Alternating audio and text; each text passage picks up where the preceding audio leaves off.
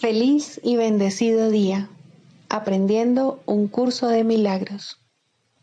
El secreto de la verdadera oración es olvidarte de las cosas que crees necesitar. Pedir algo específico es igual que ver el pecado primero y luego perdonarlo. Del mismo modo, al orar pasas por alto tus necesidades específicas, tal como las ves, y las dejas en manos de Dios. Ahí se convierten en los regalos que le haces, pues le dicen que no antepondrás otros dioses a Él, ni que quieres otro amor que el suyo.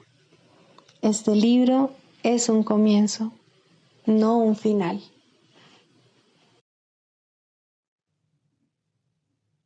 Del prefacio, ¿qué postula? Párrafo 12. El perdón es algo desconocido en el cielo, donde es inconcebible que se pudiese necesitar. En este mundo, no obstante, el perdón es una corrección necesaria para todos los errores que hemos cometido. Perdonar a otros es la única manera en que nosotros mismos podemos ser perdonados, ya que refleja la ley celestial, según la cual dar es lo mismo que recibir. El cielo es el estado natural de todos los hijos de Dios, tal como Él los creó. Esa es su realidad eternamente, la cual no ha cambiado porque nos hayamos olvidado de ella. Introducción. Este es un curso de milagros. Es un curso obligatorio. Solo el momento en que decides tomarlo es voluntario. Tener libre albedrío no quiere decir que tú mismo puedas establecer el plan de estudios. Significa únicamente que puedes elegir lo que quieres aprender en cualquier momento dado. Este curso no pretende enseñar el significado del amor, pues eso está más allá de lo que se puede enseñar. Pretende, no obstante, despejar los obstáculos que impiden experimentar la presencia del amor, el cual es tu herencia natural. Lo opuesto al amor es el miedo, pero aquello que todo lo abarca no puede tener opuestos. Este curso puede, por lo tanto, resumirse muy simplemente de la siguiente manera. Nada real puede ser amenazado. Nada irreal existe. En esto radica la paz de Dios. Capítulo 1. El significado de los milagros. Primero, principios de los milagros. Principio 46.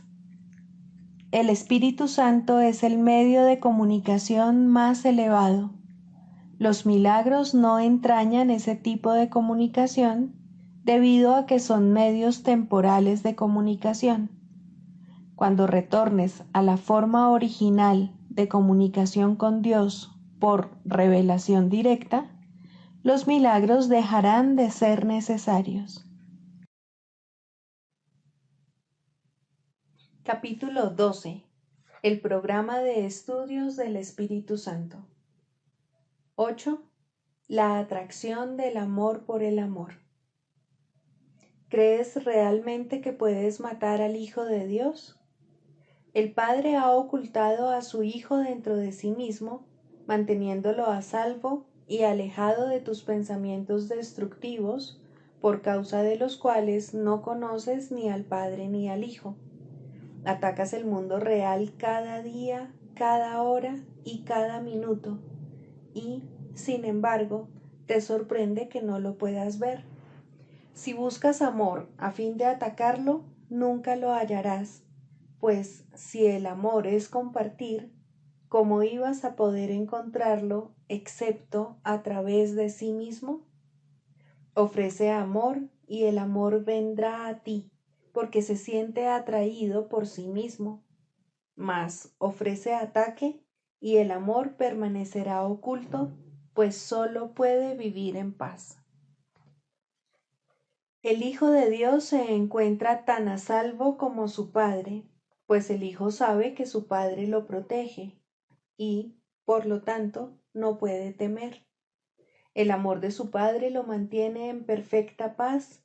Al no necesitar nada, no pide nada. Aun así, Él se encuentra muy lejos de ti, cuyo ser Él es, pues elegiste atacarlo, y Él desapareció de tu vista y buscó refugio en su Padre. Él no cambió, pero tú sí, pues el Padre no creó una mente dividida, ni tampoco las obras de ésta, y ni aquella ni éstas podrían vivir si tuviesen conocimiento de Él. Cuando hiciste que lo que no es verdad fuese visible, lo que es verdad se volvió invisible para ti. No obstante, de por sí no puede ser invisible, pues el Espíritu Santo lo ve con perfecta claridad. Es invisible para ti porque estás mirando a otra cosa, mas no es a ti a quien le corresponde decidir lo que es visible y lo que es invisible, tal como tampoco te corresponde decidir lo que es la realidad. Lo que se puede ver es lo que el Espíritu Santo ve. La definición de la realidad es la que Dios provee, no la tuya. Él la creó y por lo tanto sabe lo que es. Tú, que sabías lo que era, lo olvidaste. Y si Él no te hubiese proporcionado la manera de recordar, te habrías condenado a ti mismo al olvido total. Por razón del amor que tu Padre te profesa, nunca podrás olvidarte de Él, pues nadie puede olvidar lo que Dios mismo puso en su memoria. Puedes negarlo, pero no puedes perderlo. Una voz responderá a cada pregunta que hagas y una visión corregirá la percepción de todo lo que veas, pues lo que hiciste invisible es lo único que es verdad y lo que no has oído es la única respuesta. Dios quiere que te reconcilies contigo mismo y no te abandonó en tu desolación. Estás esperándolo a Él, mas no lo sabes. Su recuerdo, sin embargo, brilla en tu mente y no puede ser borrado. No es ni del pasado ni del futuro, al ser eterno para siempre. No tienes sino que pedir este recuerdo y te vendrá a la memoria, mas el recuerdo de Dios no puede aflorar en una mente que lo ha borrado y que quiere que continúe así, pues dicho recuerdo solo puede alborear en una mente que haya elegido recordar y que haya renunciado al demente deseo de querer controlar la realidad.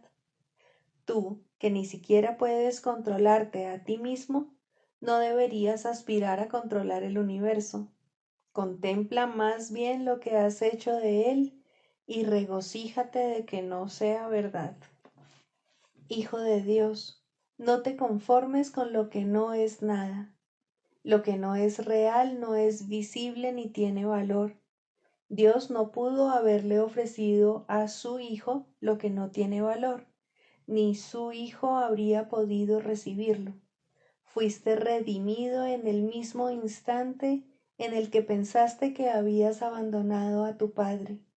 Nada de lo que has forjado ha existido jamás y es invisible porque el Espíritu Santo no lo ve, pero lo que Él ve es tuyo para que lo contemples y a través de su visión tu percepción sanará.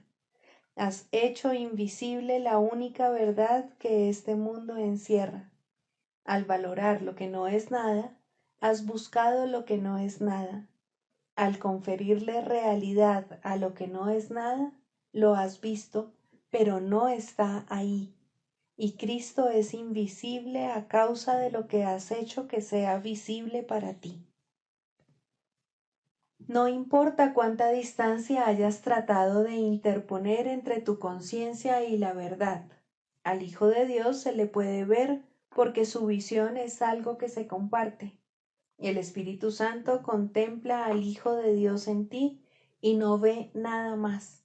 Lo que es invisible para ti es perfecto en su visión y lo abarca todo. Él se ha acordado de ti porque no se ha olvidado del Padre. Tú contemplaste lo que no era real y hallaste desesperación.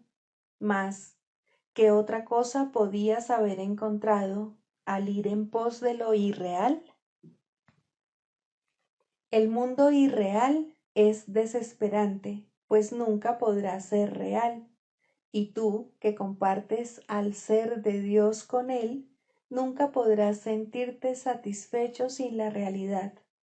Lo que Dios no te dio no tiene poder sobre ti, y la atracción del amor por el amor sigue siendo irresistible. La función del amor es unir todas las cosas en sí mismo y mantenerlas unidas extendiendo su plenitud. Dios te dio el mundo real en amoroso intercambio por el mundo que tú construiste y que ves. Recíbelo simplemente de la mano de Cristo y contémplalo. Su realidad hará que todo lo demás sea invisible, pues contemplarlo es una percepción total. Y al contemplarlo recordarás que siempre fue así. Lo que no es nada se hará invisible, pues por fin habrás visto verdaderamente. Una percepción redimida se convierte fácilmente en conocimiento, pues sólo la percepción puede equivocarse y la percepción nunca existió. Al ser corregida, da paso al conocimiento, pues es la única realidad eternamente.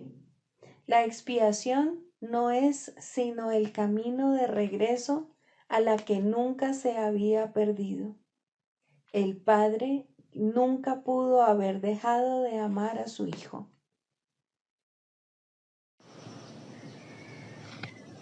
Libro de ejercicios, lección 218. No soy un cuerpo, soy libre, pues aún soy tal como Dios me creó. Solo mi propia condenación me hace daño. Mi condenación nubla mi visión y a través de mis ojos ciegos no puedo ver la visión de mi gloria. Mas hoy puedo contemplar esta gloria y regocijarme. No soy un cuerpo, soy libre, pues aún soy tal como Dios me creó.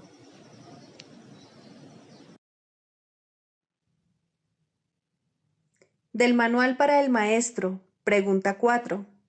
¿Cuáles son las características de los maestros de Dios? 6. Indefensión.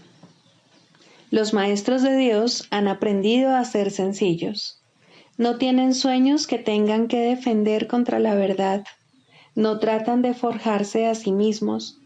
Su júbilo procede de saber quién los creó. ¿Y es acaso necesario defender lo que Dios creó? Nadie puede convertirse en un maestro de Dios avanzado hasta que no comprenda plenamente que las defensas no son más que absurdos guardianes de ilusiones descabelladas.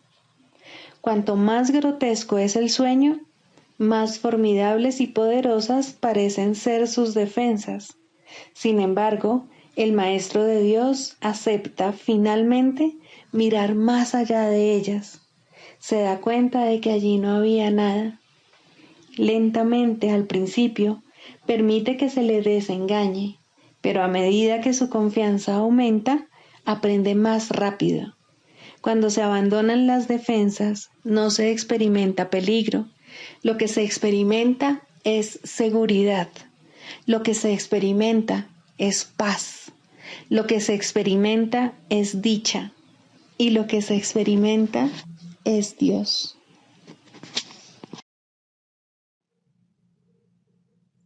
Manual para el maestro, pregunta 6. ¿Tiene siempre lugar la curación? Sí, la curación siempre tiene lugar. Es imposible dejar que las ilusiones se lleven ante la verdad y al mismo tiempo conservarlas. La verdad demuestra que las ilusiones no tienen ningún valor.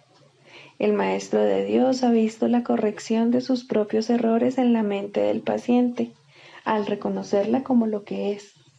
Al haber aceptado la expiación para sí mismo, también la ha aceptado para el paciente. ¿Qué ocurre, sin embargo, cuando el paciente usa la enfermedad como una forma de vida, creyendo que la curación es el camino a la muerte? Cuando esto ocurre, una curación repentina podría ocasionar una aguda depresión y una sensación de pérdida tan profunda que el paciente podría incluso tratar de destruirse a sí mismo. No teniendo nada por lo que vivir, podría hasta pedir la muerte. Por su propio bien, pues, la curación tiene que esperar. La curación se hará a un lado siempre que pueda percibirse como una amenaza. En el instante en que se le da la bienvenida, ahí está.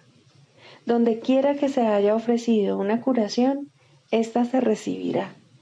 ¿Y qué es el tiempo ante los regalos de Dios?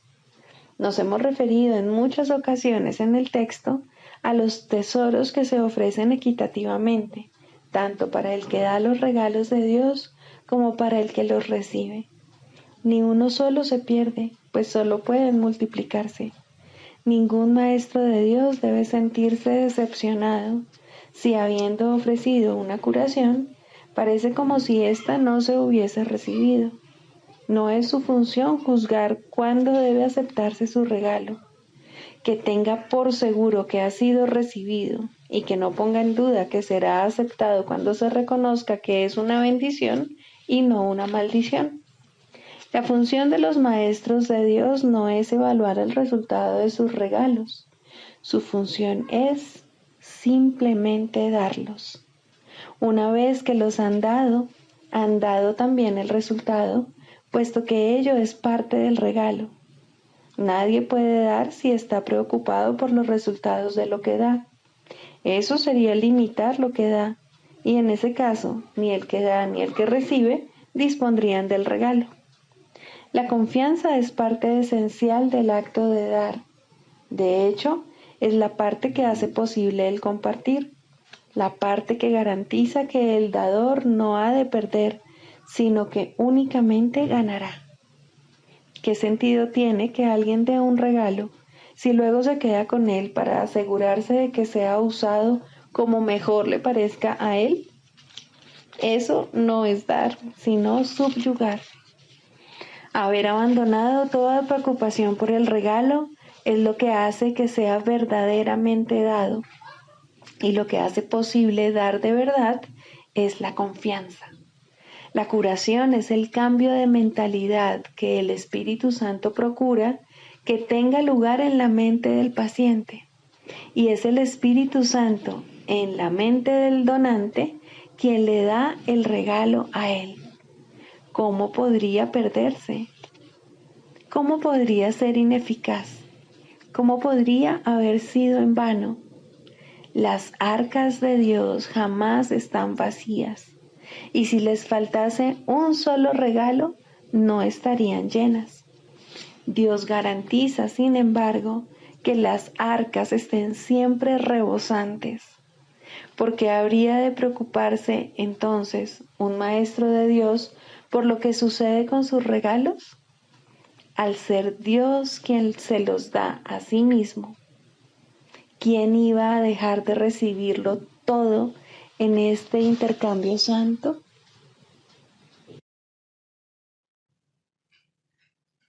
Clarificación de términos. El ego, el milagro. Las ilusiones no perdurarán. Su final es indudable y eso es lo único que es seguro en su mundo. Por eso es por lo que es el mundo del ego. ¿Qué es el ego? El ego no es más que un sueño de lo que en realidad eres, un pensamiento de que estás separado de tu creador y un deseo de ser lo que él no creó. El ego es un producto de la locura, no de la realidad. Es tan solo un nombre para lo innombrable, un símbolo de lo imposible, una elección de opciones que no existen. Le damos un nombre solo para que nos ayude a entender que no es más que un pensamiento ancestral según el cual aquello que se ha inventado es inmortal. Mas, ¿qué podría proceder de ello excepto un sueño que, al igual que todos los demás sueños, tan solo puede terminar en la muerte? ¿Qué es el ego? El ego no es nada, pero se manifiesta de tal forma que parece ser algo. En un mundo de formas no se puede negar al ego, pues solo él parece real. Mas, ¿podría el Hijo de Dios, tal como su Padre lo creó, morar en una forma o en un mundo de formas? Si alguien te pide que definas al ego y expliques cómo se originó, es porque cree que el ego es real e intenta, por definición, asegurarse de que su naturaleza ilusiva quede oculta tras las palabras que parecen otorgarle realidad. Ninguna definición que se haya hecho de una mentira puede hacer que ésta sea verdad, ni tampoco puede haber una verdad que las mentiras puedan realmente ocultar. La irrealidad del ego no se niega con palabras, ni su significado se vuelve claro por el hecho de que su naturaleza parezca tener una forma. ¿Quién puede definir lo indefinible? Sin embargo, incluso para esto hay una respuesta. No podemos formular realmente una definición de lo que es el ego, pero sí podemos decir lo que no es. Y esto lo podemos ver con perfecta claridad. Basándonos en eso, podemos deducir lo que es. Observa su opuesto y verás la única respuesta que tiene sentido. A lo opuesto al ego, desde cualquier punto de vista, origen, efectos y consecuencias, le llamamos milagro. En él encontramos todo lo que no tiene que ver con el ego en este mundo. El milagro es lo opuesto al ego, y solo en él podemos observar lo que era el ego, pues en él vemos lo que éste aparentemente hacía, y la causa y sus efectos no pueden sino seguir siendo una misma cosa. Donde antes había obscuridad, ahora veremos luz. ¿Qué es el ego? Lo que antes era la obscuridad. ¿Dónde está el ego? Donde antes estaba la oscuridad. ¿Qué es ahora y dónde puede encontrársele? No es nada y no se le puede encontrar en ninguna parte. Ahora la luz ha llegado y su opuesto se ha ido sin dejar ni rastro. Donde antes había maldad, ahora hay santidad. ¿Qué es el ego? Lo que antes era maldad. ¿Dónde está el ego? En una pesadilla que solo parecía ser real mientras la estabas soñando. Donde antes había crucifixión, ahora está el Hijo de Dios. ¿Qué es el ego? ¿Quién tiene necesidad de preguntar? ¿Dónde está el ego? ¿Quién necesita ir en busca de ilusiones ahora que los sueños han desaparecido? ¿Qué es un milagro?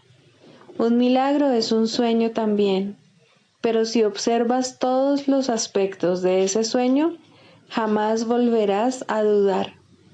Observa el bondadoso mundo que se extiende ante ti mientras caminas envuelto en mansedumbre. Observa a los ayudantes que encuentras a lo largo del camino que recorres, felices ante la certeza del cielo y la garantía de paz. Y observa también, por un instante, lo que por fin dejaste atrás y finalmente pasaste de largo.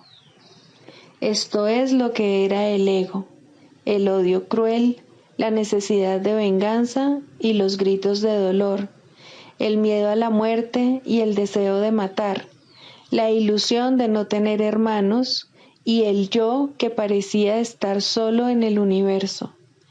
El milagro corrige este terrible error con respecto a ti mismo, con la misma dulzura con la que una madre amorosa adormece con su canto a su criatura. ¿No preferirías escuchar un canto así?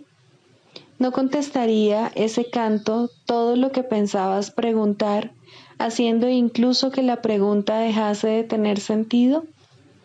Tus preguntas no tienen respuesta, ya que han sido planteadas para acallar la voz de Dios, la cual nos hace a todos una sola pregunta. ¿Estás listo ya para ayudarme a salvar el mundo? Pregunta esto en vez de preguntar qué es el ego, y verás un súbito resplandor envolver al mundo que el ego fabricó. Ahora no se le niega a nadie ningún milagro. El mundo se ha salvado de todo lo que tú pensabas que era, y lo que es ha sido siempre absolutamente puro y jamás ha sido condenado. El milagro perdona, el ego condena. No se necesita ninguna otra definición para ninguno de ellos excepto esta. Mas, ¿qué definición podría ser más cierta o estar más a tono con lo que es la salvación? Con esto, el problema y la respuesta se llevan una al lado del otro, y al estar finalmente juntos, la elección es obvia. ¿Quién elegiría el infierno de reconocer que eso es lo que está eligiendo? ¿Y quién no seguiría adelante un poco más cuando le ha sido dado comprender que el camino es corto y que el cielo es su meta? La práctica de la psicoterapia. Segundo, ¿es la psicoterapia una profesión? Estrictamente hablando, la respuesta es no.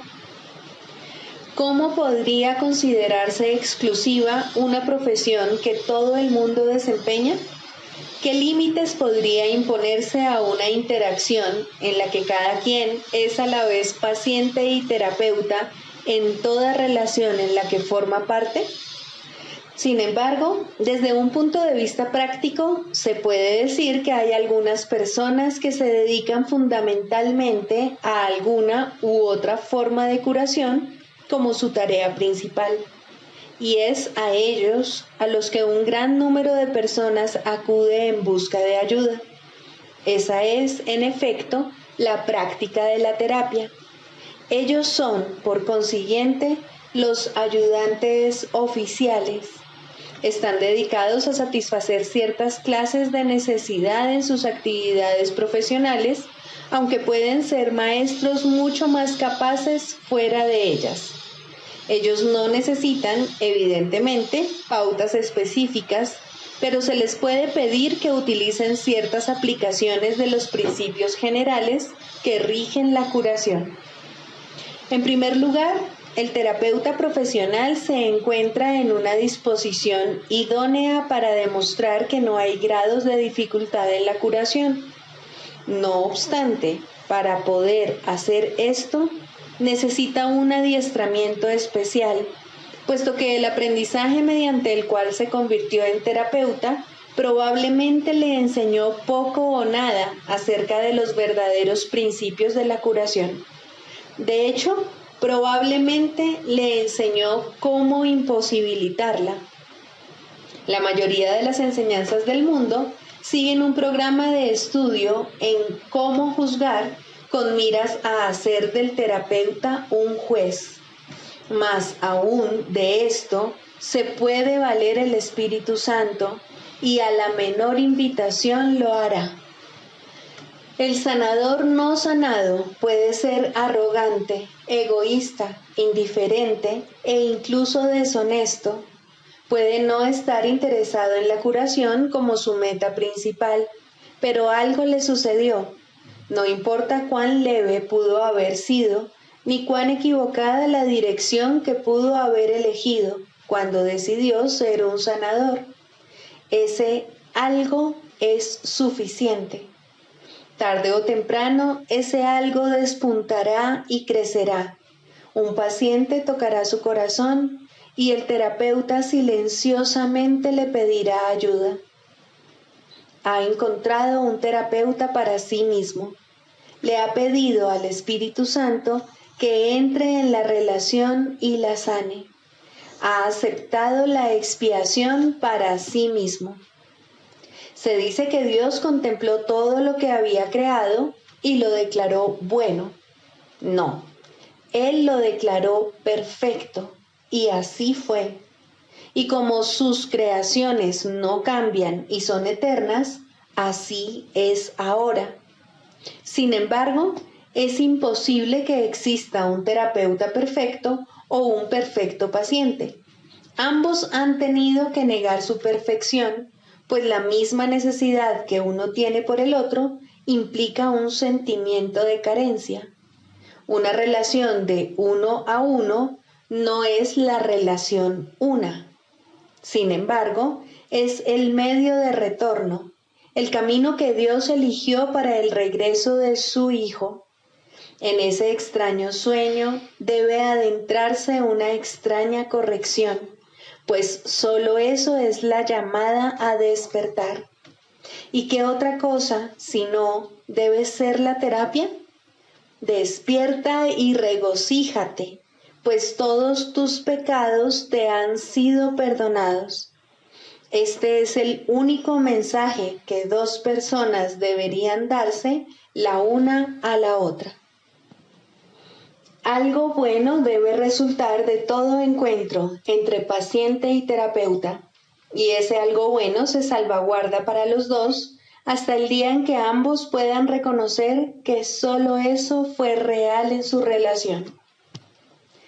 En ese momento, lo bueno se les devuelve, bendecido por el Espíritu Santo, como regalo de parte de su Creador y como muestra de su amor.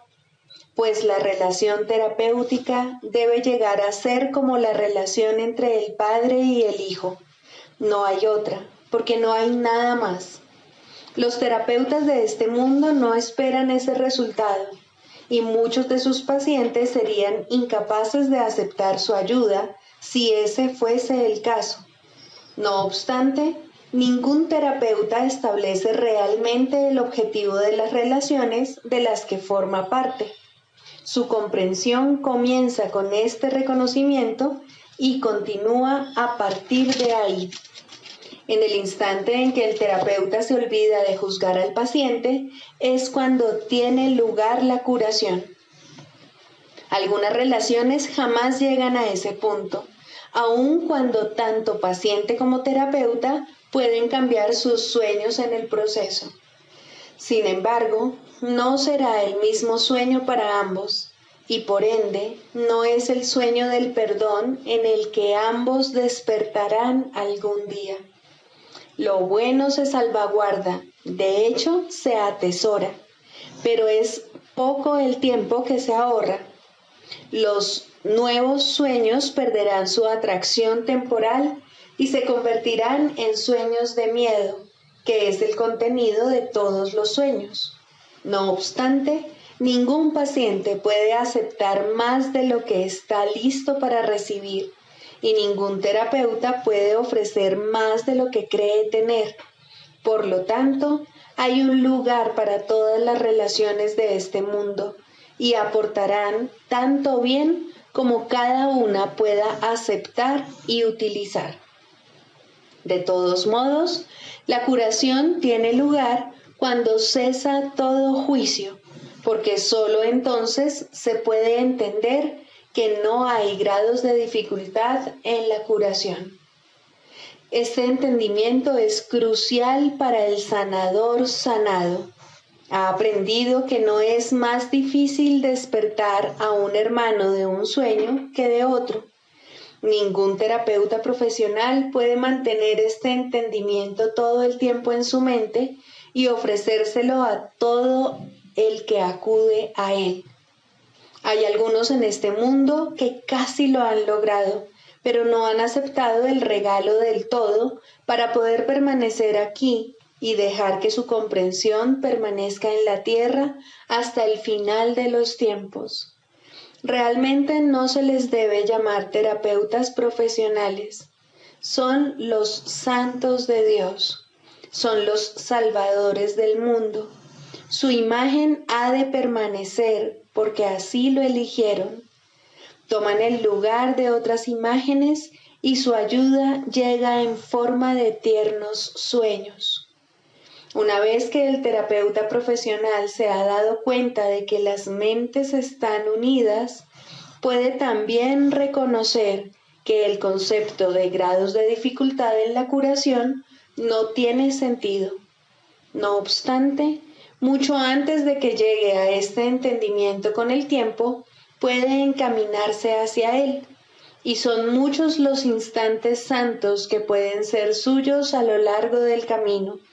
Una meta marca el final de una jornada, no el comienzo, y a medida que se alcanza cada meta, otra puede vislumbrarse más adelante. La mayoría de los terapeutas profesionales apenas se encuentran al comienzo de la fase inicial de la primera jornada. Incluso aquellos que han comenzado a comprender lo que deben hacer pueden oponerse a dar el primer paso. Sin embargo, todas las leyes de la curación pueden ser suyas en un solo instante. La jornada no es larga excepto en sueños. El terapeuta profesional posee una ventaja que puede ahorrarle una enorme cantidad de tiempo si la usa adecuadamente. Ha elegido una senda en la que existe una gran tentación a hacer un mal uso de su papel.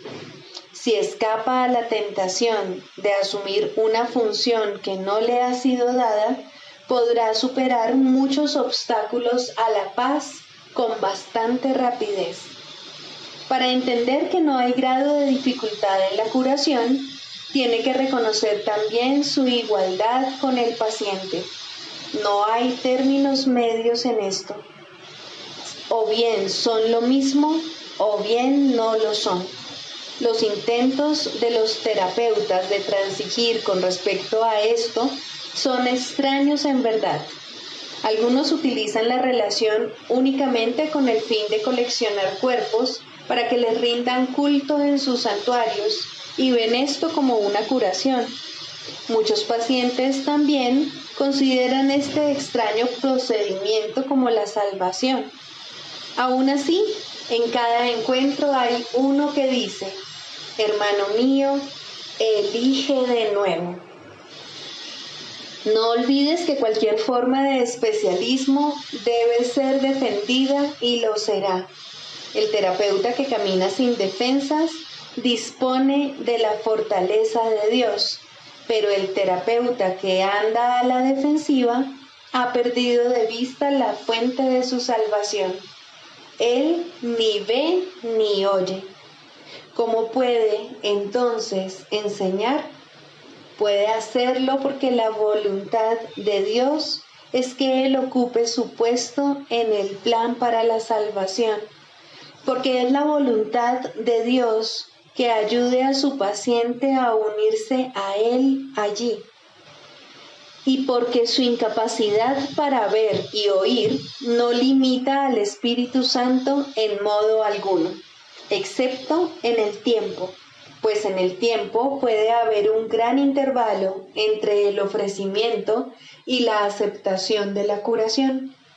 Este es el velo que cubre la faz de Cristo, pero no puede ser sino una ilusión, porque el tiempo no existe y la voluntad de Dios ha sido siempre exactamente como es.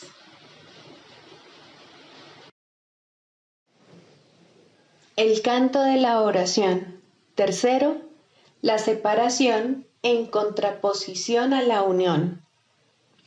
La falsa curación sana al cuerpo en parte, pero nunca de forma total. Sus metas separadas se pueden apreciar claramente en esto, pues no elimina la maldición del pecado que yace sobre él. Por consiguiente, todavía engaña. No es realizada por uno que comprende que el otro es exactamente igual que él, pues esto es lo que hace posible la verdadera curación. Cuando es falsa, hay un poder que uno de ellos posee que no ha sido otorgado a ambos por igual. En esto se muestra la separación, y con eso se pierde el significado de la verdadera curación y surgen ídolos para opacar la unidad que es el Hijo de Dios. Curar para separar puede parecer una idea extraña. Sin embargo, lo mismo se puede decir de toda forma de curación basada en cualquier tipo de desigualdad. Esas formas pueden sanar el cuerpo y, de hecho, generalmente se limitan a eso. Alguien sabe más, se ha adiestrado mejor o es quizás más talentoso y sabio. Por lo tanto, puede curar a alguien que se encuentra por debajo de él y bajo su amparo. El cuerpo se puede curar de esta manera porque en sueños la igualdad no puede ser permanente. El sueño se compone de modificaciones y cambios. Curarse parece consistir en encontrar a alguien más sabio, quien, mediante sus artificios y conocimientos, lo consiga. Alguien sabe más. Esta es la frase mágica por medio de la cual el cuerpo parece ser el objeto de la curación, tal como el mundo la concibe. Y a este alguien más sabio, el otro se dirige para beneficiarse de su conocimiento y habilidad, para encontrar en él remedio para su dolor. ¿Cómo puede ser eso? La verdadera curación no puede proceder de una desigualdad asumida, que posteriormente se acepta como la verdad y luego se usa para ayudar a sanar a los heridos y calmar la mente que sufre de la agonía de la duda. ¿Existe entonces un papel que uno pueda jugar en la curación para ofrecer ayuda a otro? Desde la arrogancia, la respuesta tiene que ser no, pero desde la humildad, ciertamente hay un lugar para los que quieren ayudar. Es como el papel del que ayuda en la oración, que deja que el perdón sea aquello para lo que se concibió. No te consideras el portador del don especial que da lugar a la curación. Lo único que tienes que hacer es reconocer tu unidad con el que está pidiendo ayuda, pues en esta unidad desaparece su sentido de separación, que es lo que lo enfermó. No tiene sentido administrar remedio alguno, excepto allí donde radica la fuente de la enfermedad, pues de otra manera nunca podría curarse verdaderamente. Sanadores los hay, pues son hijos de Dios que reconocen su fuente y comprenden que todo lo que su fuente crea es uno con ellos. Ese es el remedio que brinda alivio infalible. Ese es el remedio que seguirá bendiciendo por toda la eternidad. No cura solo en parte, sino totalmente y para siempre. Ahora la causa de toda dolencia se ha puesto al descubierto totalmente como es, y en ese lugar se halla ahora escrita la santa palabra de Dios. La enfermedad y la separación deben curarse por el amor y la unión. Nada más puede curar tal como Dios estableció la curación. Sin Él no hay curación, pues sin Él no hay amor. Solo la voz de Dios puede decirte cómo curar.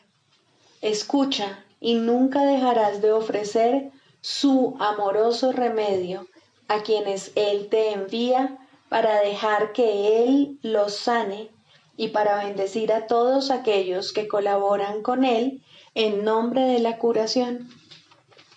El cuerpo sanará porque la causa de su enfermedad ha desaparecido y ahora, al no tener causa alguna, no puede volver a presentarse en otra forma. Tampoco se temerá a la muerte, porque se ha comprendido lo que es. Aquel que verdaderamente se ha curado no tiene miedo, pues el amor ha entrado allí donde antes había ídolos, y el miedo ha cedido finalmente ante Dios.